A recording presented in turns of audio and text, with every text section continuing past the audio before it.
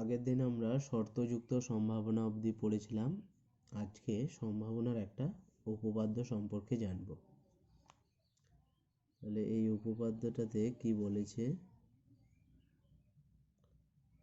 যে ই যদি যে কোনো একটা সমসম্ভব পরীক্ষার সঙ্গে সংশ্লিষ্ট এ ও বি যে কোনো দুটি ঘটনা হয়, তাহলে এ ও বি ঘটনা দুটি একসঙ্গে ঘটার সম্ভাবনা, তাহলে এ আর বি একসঙ্গে ঘটার সম্ভাবনা কি?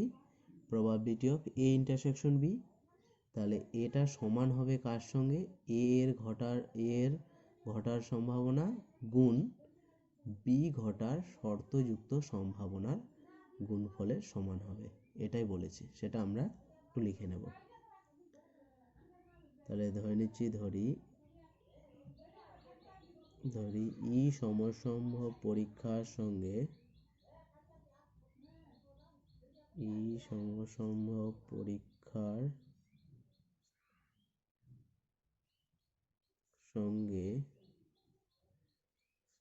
সংশ্লিষ্ট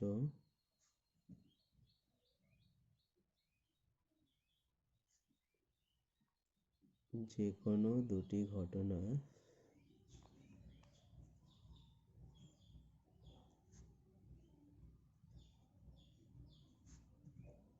এ ও বি। তাহলে দুটি ঘটনা এ ও বি ধরলাম।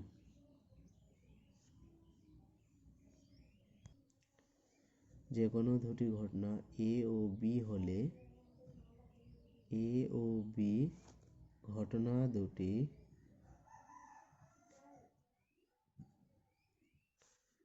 একসঙ্গে ঘটার সম্ভাবনা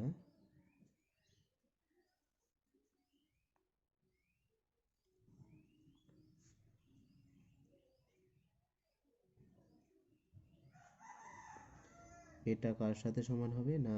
এ ঘটনা ঘটার সম্ভাবনা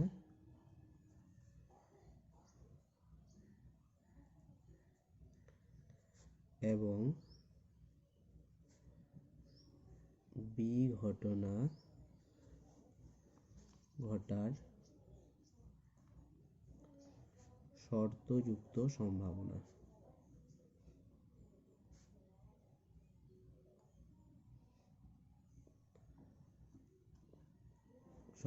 শর্তটা কি? না এ ঘটনা ঘটে গেছে, এই শর্তে বি ঘটনা ঘটার সম্ভাবনা। শর্তটা হচ্ছে যখন এ ঘটনা ঘটেছে, এ ঘটনা ঘটে গেছে,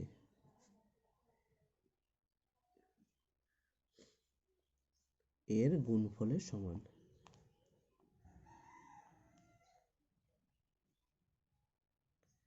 গুণফলের সমান হবে, অর্থাৎ probability of A intersection B এটা সমান হবে probability of A into probability of B condition A। তার মানে A আর B এর একসাথে ঘটার সম্ভাবনা এটা কার সাথে সমান হবে? না probability of A into probability of B intersection A এর সাথে সমান হবে।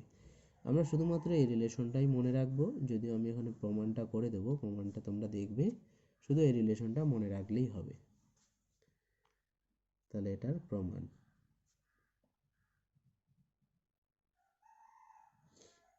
তাহলে আমাদের নমুনা দেশটা দেওয়া ছিল S আর সমসম্ভব পরীক্ষাটা দেওয়া ছিল E। তাহলে সেটা একটু আমরা লিখে নিচ্ছি। E সমসম্ভব পরীক্ষার নমুনা দেশ S,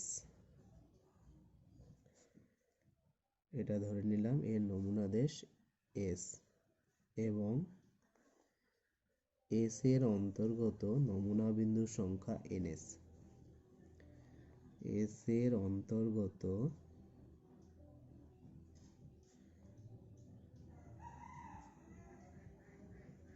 নমুনা বিন্দুর সংখ্যা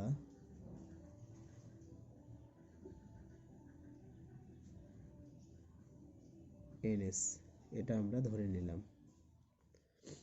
আর ই এর সঙ্গে সংশ্লিষ্ট দুটি ঘটনা এ বি, যাদের নমুনা বিন্দুগুলো আমরা ধরে নেব এন এ আর এন বি,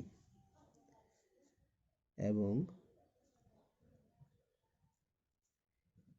এ ও বি ঘটনার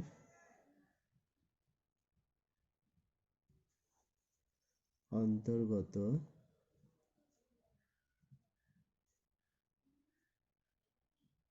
নমুনা বিন্দুর সংখ্যা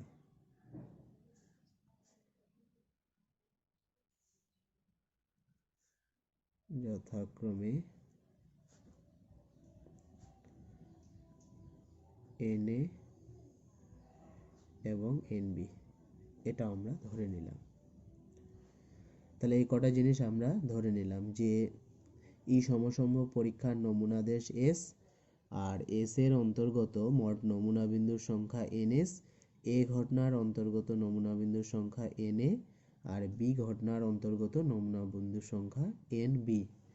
আরও একটা ধরবো যে এ ইন্টারসেকশন বি সেটের অন্তর্গত নমুনা বিন্দুর সংখ্যা এন এ ইন্টারসেকশন বি। তাহলে এখানে আমাদের প্রথমে probability of A intersection bitter কথা ভাবতে হবে। তাহলে সেটা মানে কি, যে এ ইন্টারসেকশন বি, তার মানে এ এবং বি দুটোর মধ্যে ঘটেছে, তার অন্তর্গত নমুনা বিন্দুর সংখ্যা ভাগ নিচে টোটাল নমুনা বিন্দুর সংখ্যা, সেটা আমরা বার করব। আর এখানে দুটো আলাদা আলাদা করে দেখব যে তাদের গুণফলের সমান হচ্ছে কিনা। এখন বি ঘটনার যতগুলি নমুনা বিন্দু, তাহলে বি ঘটনার যতগুলো নমুনা বিন্দু এ ঘটনার যতগুলো নমুনা বিন্দু এ ঘটনার অন্তর্গত,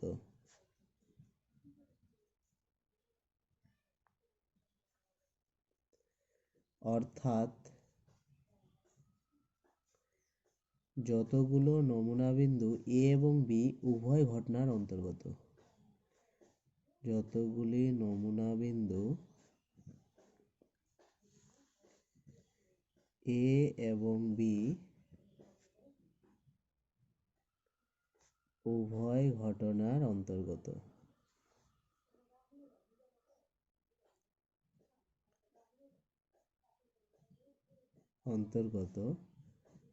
তার সংখ্যা, এটা ধরা হলো n of A intersection B. তাহলে এ ইন্টারসেকশন বিটার এন এ ইন্টারসেকশন বিটা কি বোঝালো, মানে বি ঘটনার যতগুলো নমুনা বিন্দু এ ঘটনার অন্তর্গত, অর্থাৎ এ আর বি দুজনের মধ্যে যতগুলো কমন নমুনা বিন্দু আছে তার সংখ্যা। এটা হলে এই অনুপাতটা দ্বারা এ N A intersection B by N A, মানে দুজনের মোট কমন নমুনা বিন্দুর সংখ্যা বাই শুধুমাত্র এর নমুনা বিন্দুর সংখ্যা। এর সাহায্যে কি বোঝাচ্ছে, এর সাহায্যে তাহলে N of A intersection B by N A, তার মানে এ আর বি এর মধ্যে কমন যতগুলো নমুনা বিন্দু আছে বাই এন এ, শুধুমাত্র এর মধ্যে যতগুলো নমুনা বিন্দু আছে, এর সাহায্যে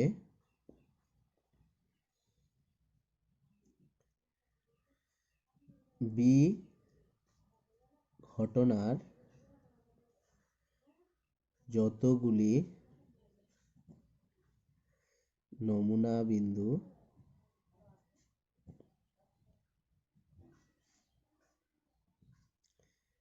এ ঘটনার অন্তর্গত, বি ঘটনার যতগুলো নমুনা বিন্দু এ ঘটনার অন্তর্গত,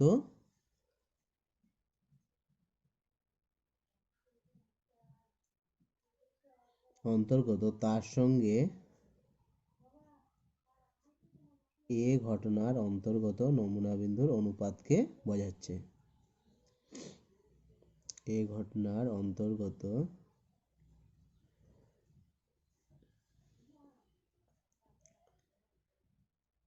নমুনা বিন্দুর অনুপাত প্রকাশিত হয়।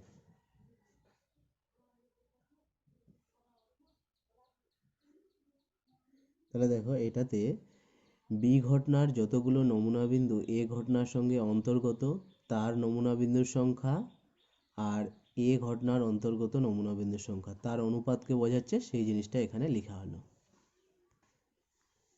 তাহলে সুতরাং আমরা কি জানতে পারলাম যে শর্তযুক্ত সম্ভাবনার সংজ্ঞানুযায়ী এই অনুপাতটাই কি প্রকাশ করে, বি ঘটনার শর্তযুক্ত সম্ভাবনা যখন এ ঘটনাটি ঘটেছে। তাহলে এটাই হলো তার বি ঘটনার শর্তযুক্ত সম্ভাবনা।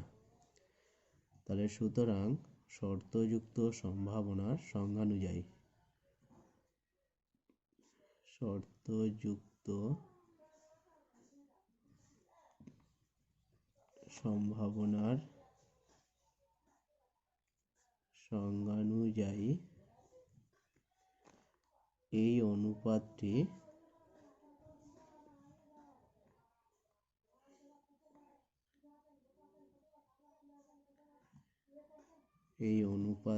দিয়ে বি ঘটনার শর্তযুক্ত সম্ভাবনা প্রকাশিত হয়।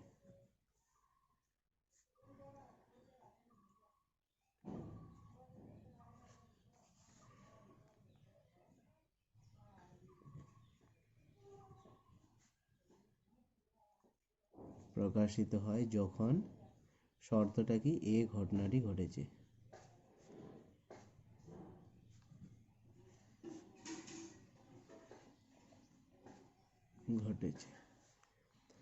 যা আমরা কি প্রতীক দ্বারা লিখি, যা প্রবাবিলিটি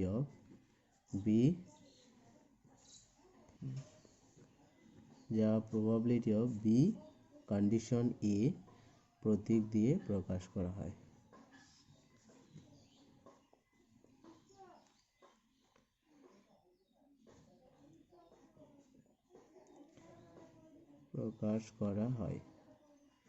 তাহলে আমরা কি পেলাম, অতএব probability of B condition A এটা সমান হয়ে যাচ্ছে n of A intersection B by n of A, এটা পেলাম।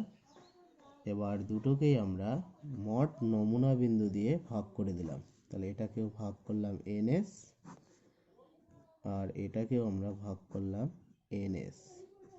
তাহলে এটা মানে কি probability of A intersection B by এটা হবে প্রবাবিলিটি অফ এ, আর এদিকটা হয়ে যাবে probability of B condition A. তাহলে এখান থেকে যদি আমরা কণাকণি গুণ করে নিই তাহলে কি পাবো, probability of A intersection B এটা সমান হয়ে যাবে probability of A into probability of B condition A. তাহলে এই জিনিসটাই আমাদের প্রমাণ করতে দেওয়া ছিল যে probability of A intersection B সমান probability of A into probability of B condition A, এই জিনিসটা হবে। এটা আমাদের প্রমাণ হয়ে গেল। তাহলে এটাই আমরা মনে রাখবো যে এ ও বি এর একসঙ্গে ঘটার সম্ভাবনা সমান প্রবাবিলিটি অফ এ ঘটার সম্ভাবনা into probability of B condition A, তার মানে বি ঘটার শর্তযুক্ত সম্ভাবনা। শর্তটা কি, যখন এ ঘটে গেছে। তাহলে এই জিনিসটা আমরা মনে রাখবো। এবার যে তিনটে সেটের ক্ষেত্রে হতো, এটাকে আমরা একটা নোট হিসাবে লিখে নেব। ধরো A intersection B intersection C, তাহলে তিনটের ক্ষেত্রে প্রথমে লিখতাম আমরা প্রবাবিলিটি অফ এ। এবার আমরা যদি প্রবাবিলিটি অফ এ লিখলাম, তাহলে তারপরে যদি আমরা এটাকে প্রবাবিলিটি অফ বি লিখবো কন্ডিশন এ, তার মানে বিটা দেখো অলরেডি এটা ঘটে গেছে, তাহলে বি এর সম্ভাবনা বার করার সময় কন্ডিশন এ হবে। আবার সি বার করার সময় কি এ বি দুটোই ঘটে গেছে, তাহলে এটা হবে এ ইন্টারসেকশন বি। এইরকম করে প্রবাবিলিটিগুলোকে আমরা গুণফল আকারে লিখতে পারি। তিনটে জায়গায় যদি চারটে হতো তাহলে কি হতো, A intersection B intersection C intersection D যদি হয়, তাহলে আমরা যদি প্রবাবিলিটি অফ এ লিখি into probability of B condition A, কারণ এখানে এটা ঘটে গেছে। আবার যদি সি লিখতে যাই তাহলে এ বি দুটোই ঘটে গেছে, তাহলে লিখবো এ ইন্টারসেকশন বি। আবার যখন প্রবাবিলিটি অফ ডি লিখতে যাব, এ বি সি তিনটাই ঘটে গেছে, তাহলে A intersection B intersection C, এরকম করে বাড়তেই থাকবে। তাহলে যতগুলো সম্ভাবনা আছে আমরা এরকম গুণফল আকারে লিখতে পারি।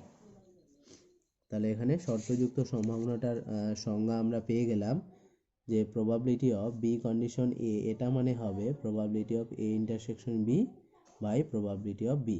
যেটা কন্ডিশন আছে তার প্রবাবিলিটিটা নিচে হবে আর উপরে কি হবে, এই দুটোর ইন্টারসেকশন। এটা আমরা মনে রাখবো, প্রমাণগুলো আমাদের দরকার নেই, শুধু রেজাল্টগুলো মনে রাখবো। তারপর চলে আসো স্বাধীন ও অধীন ঘটনা।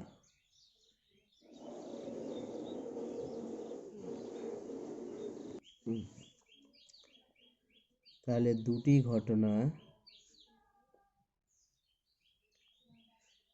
এ ও বি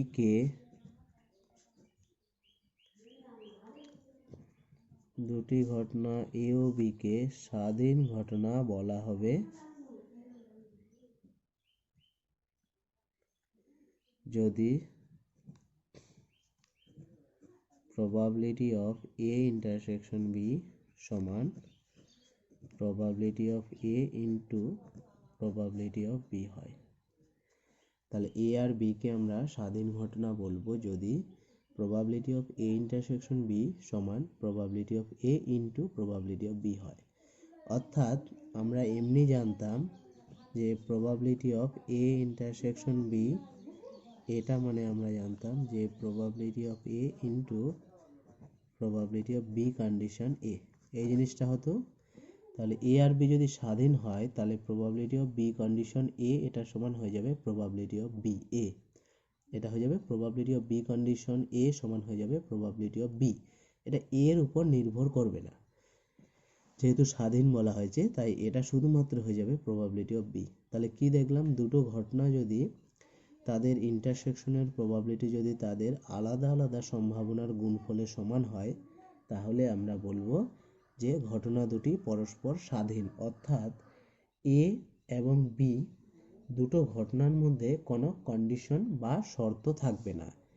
এ এবং বি এর আলাদা আলাদা সম্ভাবনা বার করলেও যা হবে, তাদের যদি একসাথেও আমরা সম্ভাবনা বার করি সেক্ষেত্রে একই জিনিস হবে। তাহলে এরকম যদি দুটো গুণফলের সমান হয় তাহলে আমরা বলবো সম্ভাবনা দুটো স্বাধীন। আর যদি এরকম না হয় তাহলে আমরা বলবো সম্ভাবনা দুটো অধীন। আর যদি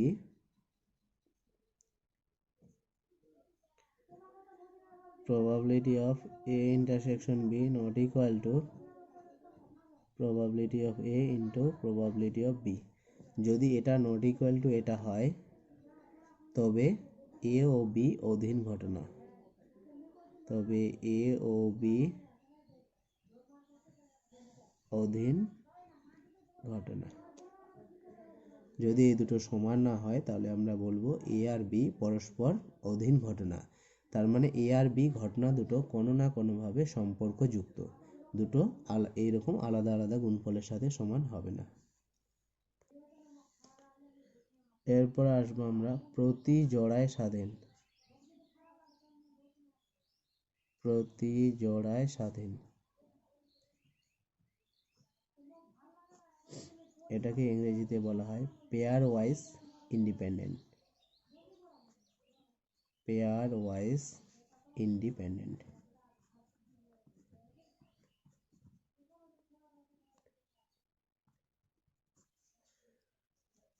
তাহলে প্রতি জোড়ায় স্বাধীন মানে কি, ধরো A1 A2 ডট ডট করে n সংখ্যক আমরা ঘটনা নিলাম। ধরি কোন সমসম্ভব পরীক্ষার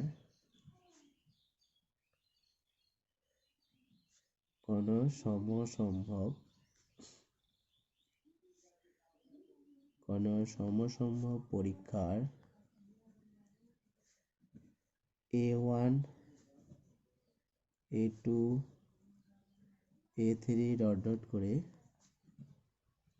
n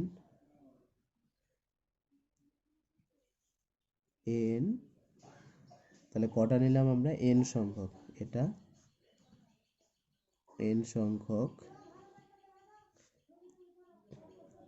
সংখ্যক স্বাধীন ঘটনা।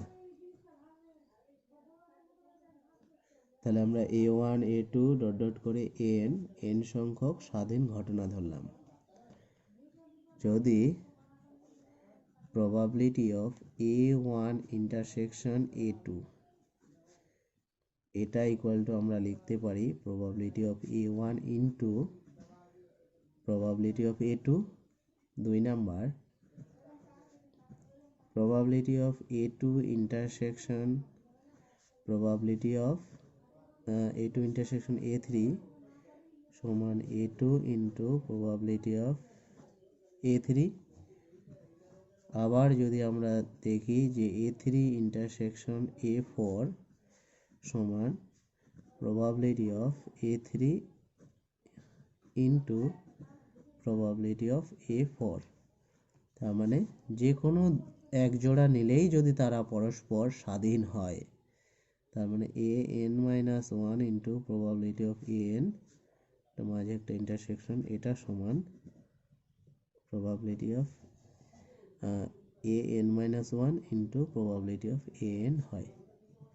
অর্থাৎ যে কোনো দুজোড়া ঘটনা নিলে তারা যদি স্বাধীন হয়, অর্থাৎ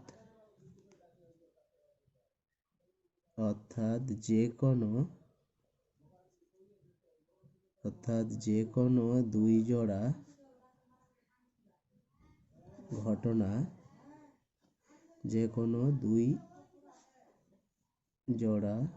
ঘটনা যদি পরস্পর স্বাধীন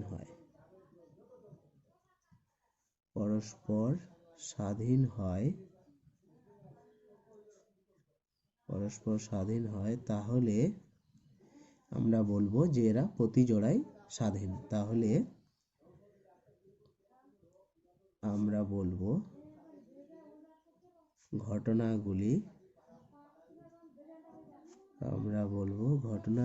প্রতি জোড়ায় স্বাধীন।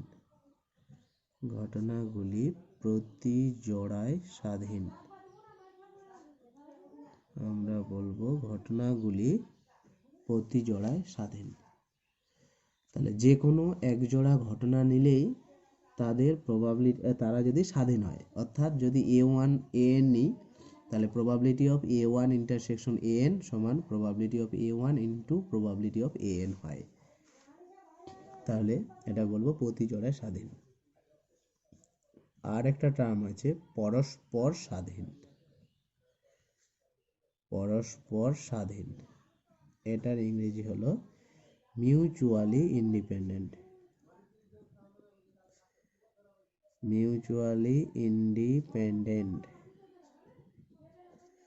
তাহলে মিউচুয়ালি ইন্ডিপেন্ডেন্ট মানে কি? ধরি A1 A2 A3 dot dot করে n সংখ্যক ঘটনা, যদি probability of A1 intersection A2 intersection A3 dot dot করে intersection an এটা সমান, যদি সবগুলোর আলাদা আলাদা গুণফলের সাথে সমান হয়, probability of A1 into probability of A3 A2 into probability of A3 into A4 into dot dot করে probability of an। এই ইন্টারসেকশনের সম্ভাবনাগুলি যদি প্রত্যেকটার আলাদা আলাদা সম্ভাবনার গুণফলের সমান হয়, তাহলে আমরা বলবো সেটা পরস্পর স্বাধীন। তাহলে প্রত্যেকটা আলাদা আলাদা হতে হবে এটা। এবং A1 A2 ডট ডট করে an যদি প্রতি জোড়ায় স্বাধীন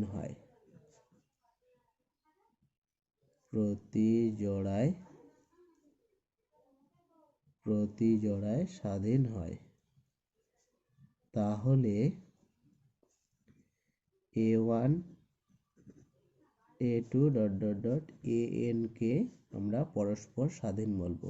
an কে পরস্পর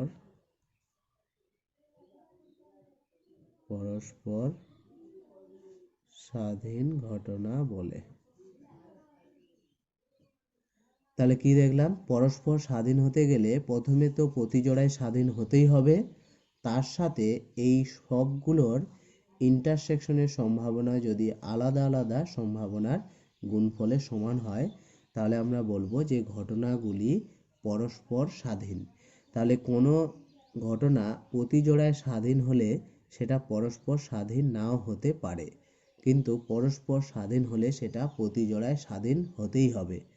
তাহলে দুটোর মধ্যে পার্থক্য কি হলো, প্রতি জোড়ায় মানে এক জোড়া করে নিলে তারা স্বাধীন হবে, সবগুলো একসঙ্গে ইন্টারসেকশনের সম্ভাবনাটা প্রত্যেকটার আলাদা আলাদা সম্ভাবনার গুণফলের সমান নাও হতে পারে, কিন্তু পরস্পর স্বাধীন হলে এরা তো প্রতি জোড়ায় স্বাধীন হবেই, তার সাথে সবগুলোর ইন্টারসেকশনের সম্ভাবনা আলাদা আলাদা সম্ভাবনার গুণফলের সমান হবে। তাহলে মোটামুটি আমরা থিওরি পার্টটা শেষ করে দিলাম, এর পরের দিন থেকে আমরা অঙ্ক শুরু করব।